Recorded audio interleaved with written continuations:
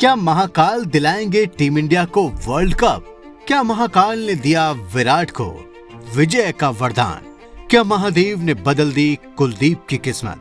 क्या महाकाल शिव ने दिया सूर्य कुमार यादव को सक्सेस का मंत्र? दोस्तों, वो कहते हैं ना, जिस पर करें कृपा महाकाल वो जीत ले सारा संसार।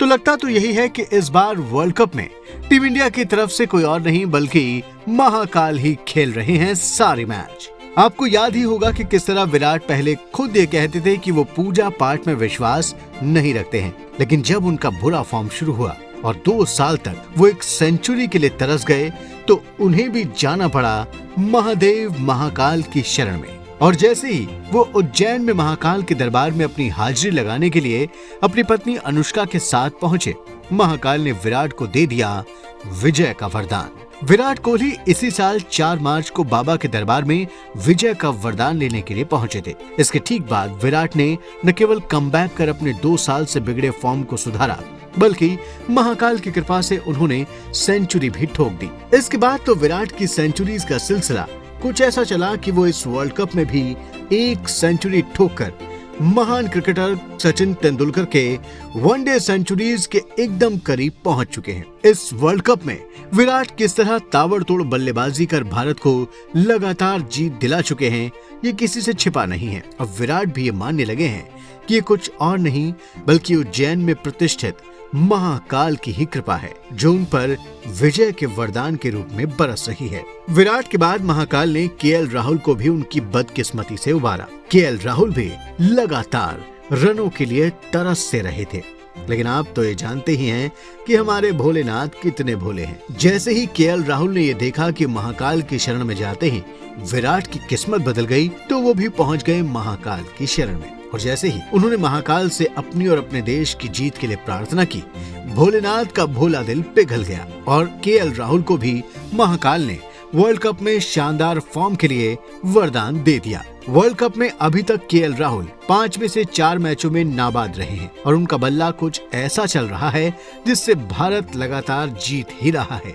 तीसरे खिलाड़ी जिनके ऊपर शिवशंकर भोलेनाथ ने कृपा की है वो है कुलदीप यादव। कुलदीप यादव अपनी बदकिस्मती से ऐसे लड़ रहे थे कि उन्हें टीम इंडिया से ही बाहर कर दिया गया था। उनकी गेंदों की इतनी धुनाई हुई थी कि ऐसा लगने लगा था कि कुलदीप यादव का करियर अब ओवर हो चुका है। लेकिन कुलदीप यादव ने भी महाकाल की शरण में जाकर अपनी किस्मत की रेखाओं पर आई दरारों को मिटाने के लिए शिवशंकर भोलेनाथ से प्रार्थना की। भोलेनाथ ने अपने दरबार में आए अपने भक्त कुलदीप को भी निराश नहीं किया और उन्हें ऐसा वरदान दिया कि आज कुलदीप की किस्मत उन्हें वर्ल्ड कप टीम में ले आई है। कुलदीप लगातार वर्ल्ड कप में ऐसी परफॉर्मेंस दे रहे हैं जो महाकाल की कृपा से ही संभव है। जब सभी को महाकाल की कृपा मिल रही हो तो अपने मास्टर ब्लास्टर सूर्य कुमार यादव कैसे पीछे रहते। वनडे टीम में अपनी पोजीशन को वो पिछले कई सालों से पक्का नहीं कर पा रहे थे, लेकिन जैसे ही वो महाकाल के दरबार में पहुंचे, उन्होंने अपने और अपने देश के लिए जीत की प्रार्थना की, तो सूर्य कुमार यादव को भी शिवजी ने सक्सेस का ऐसा मंत्र दिया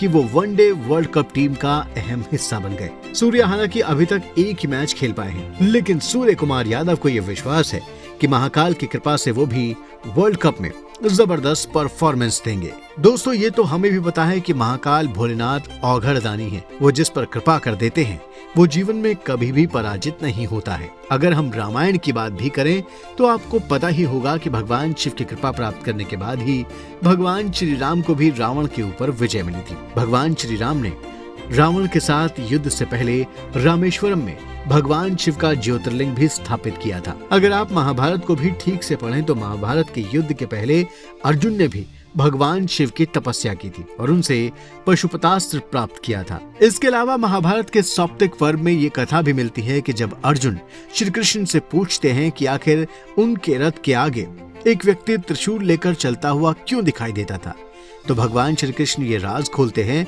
कि दरअसल कौरवों का वध न तो भीम ने किया और न ही अर्जुन ने, बल्कि पांडवों की सेना के आगे आगे स्वयं महाकाल शिव और महाकाली चल रहे थे और उन्होंने ही अपने त्रिशूल से सारी कौरव सेना का संहार किया। अर्जुन ने तो बस अपना बाण ही चलाया था और भीम ने तो बस अपनी गदा ही चलाई थी। इस युद्ध के असली नायक तो भगवान शिव ही हैं। तो दोस्तों, आप जानते हैं कि किसी भी युद्ध की जीत तभी संभव है जब आपके साथ महाकाल की कृपा शामिल हो, और खेल किसी युद्ध से कम तो होता नहीं है।